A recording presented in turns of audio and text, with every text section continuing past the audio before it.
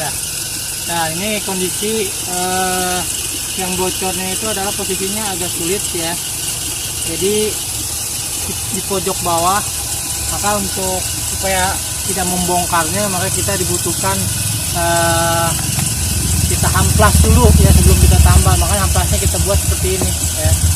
Kita tambah di sini, kita lihat di sini ya. Coba kita lihat. Ini kita hamplas seperti ini.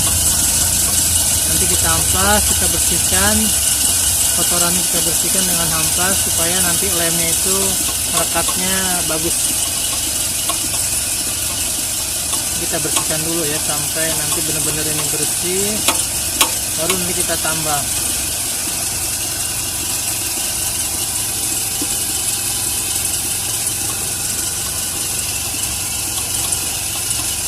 Ini jangan sampai kondisi basah, karena kalau basah nanti daya rekatnya sedikit kurang.